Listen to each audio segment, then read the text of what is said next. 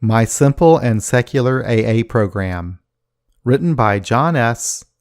and posted at secularaaKansasCity.org on September 1st, 2017. A few years ago, after concluding that I'm an atheist, I started to think about my experience in Alcoholics Anonymous and how I would approach the program going forward. Line by line, I went through the big book with a black magic marker, redacting all references to a god or other supernatural phenomena.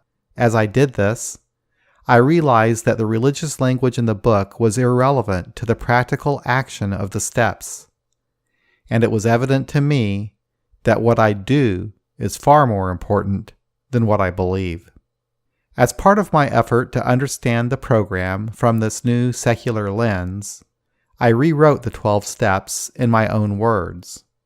I found this was a useful practice because it allowed me to think more deeply about my experience and what I had done. The steps were now more meaningful to me. No longer were they merely words on a page written by people from long ago. I have since found that working a secular AA program to be personally more satisfying. Thinking logically about my recovery removes the mystique and confusion of spirituality, and the entire process is more clear, simple, and practical. It's as if I've been jarred from an extended period of intellectual lethargy, and my imagination has been reignited. Today my approach to AA is more straightforward. I've abandoned the archaic language of the big book, and instead I communicate in my way. After having examined my experience, I concluded that community and connection with others have more to do with my getting and staying sober than perhaps anything else. This conclusion made perfect sense. After all, AA is first and foremost a fellowship. It is a fellowship with a suggested program of recovery. I've come a long way from those days of rewriting and interpreting the steps and searching for answers in an 80-year-old book. I'm no longer concerned about comporting my experience with that of people from the past. Not that I can't learn from their history, but when it comes to my recovery, I'm more interested in learning from my own life experience, as well as from the experiences of others who I meet in AA. I prefer to keep my program simple and secular, and to focus precisely on what happened, what I did to get sober, and what I do to stay sober. This is what I do. I ask for help. I go to AA meetings. I am honest. I make friends who support my sobriety. I am involved in service to others. I ask for help. At first, asking for help was the hardest part of the process, in large measure because of denial, a defense mechanism I developed to deal with something that I might otherwise find unbearable. Looking back, I can see my drinking was out of control early on in my life. But no matter what anyone said, and regardless of what should have been obvious to me, I simply couldn't or wouldn't admit that I had a problem.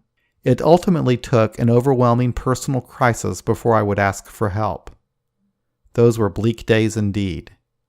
Everything was crashing down around me, and in stunned disbelief, I came out of denial, realizing that I had been lying to myself for years.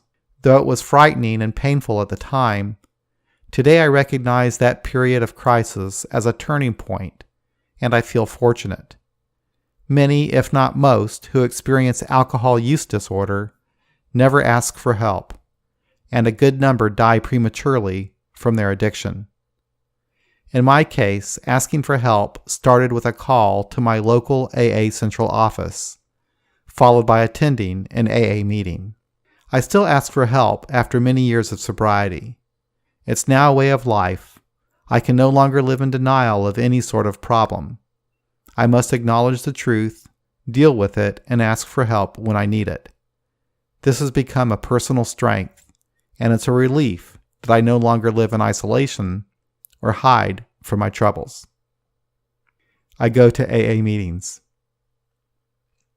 My recovery began at my first AA meeting, where I found the hope that I could overcome this thing.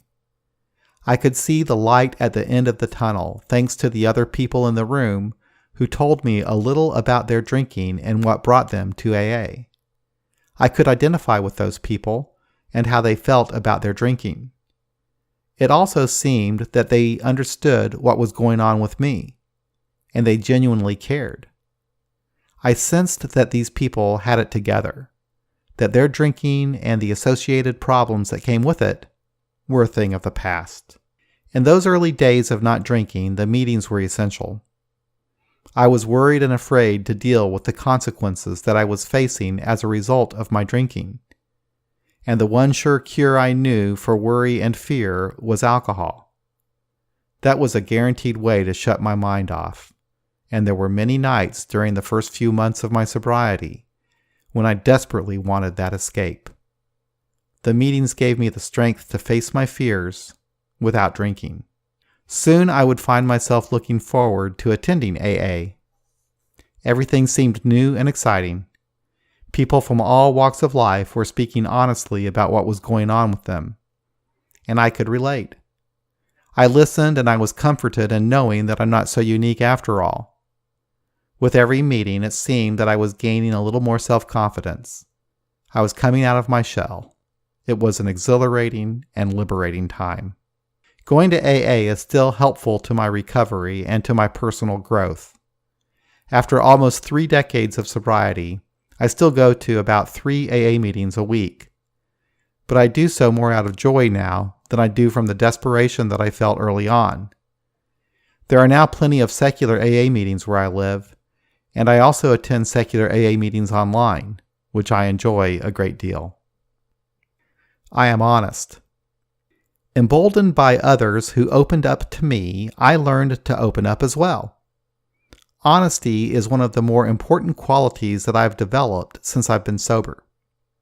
Being honest with myself and others is the most critical factor to my growth as a human being. AA is a great place to practice honesty. I'm not judged. I don't get odd looks from people. Nobody gives me advice, and no one tries to fix me. They just listen, and sometimes that's all I need. It also helps me to hear myself when I speak at a meeting. I often find the answer to whatever dilemma I'm facing simply by listening to my own words. Speaking honestly in meetings about what's going on with me helps me to learn about myself. It also helps me to connect with other people.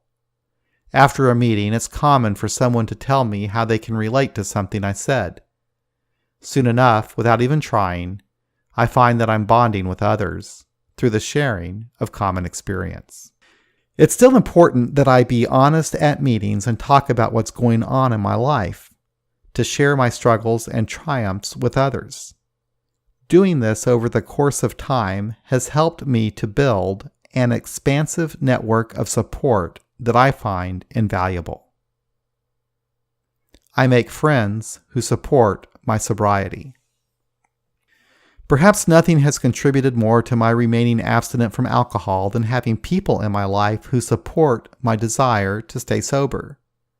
There is something to be said about having access to a support network that counterbalances those in one's life who might not necessarily understand the importance of not drinking. In AA, I found people who knew what I was going through and who were in my corner. In a relatively short time, I started to make friends in AA. What began with a few words after a meeting and coffee at the local diner evolved into meaningful relationships. I started seeing these people outside of the meetings just to have fun. There's almost always laughter during an AA meeting, and I find that laughter is a valuable tool. My friends in AA help me to laugh and enjoy myself in sobriety.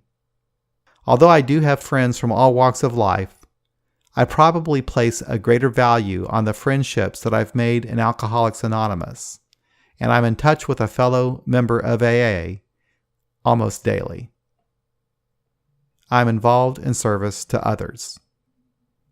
People were there for me when I needed help, so I try to be there for others. It's no great sacrifice. I enjoy every minute of it. Nothing is more satisfying than to see another person find hope at their first AA meeting, and to watch them over time as they rebuild their lives. Maybe the single most important thing I do to help others is to contribute to creating a safe and welcoming place for a person to find recovery. Anytime a new person makes their way to our meeting, I want to be sure that they are greeted warmly and feel at home. Though I enjoy attending meetings, it's also a great way to be of service to others. I can participate in the support network that helps someone else to stay sober. There are many ways to be of service to others, whether in AA or not. And when I focus on being of service, then I feel I am living a more rewarding and fulfilling life. In any case, at the very least, I am content, and I hardly ever think of drinking anymore. Over the coming weeks and months, I hope to write more detail about my secular experience in Alcoholics Anonymous, and I hope this will help to inspire anyone who may be trying to figure out how to simplify and secularize their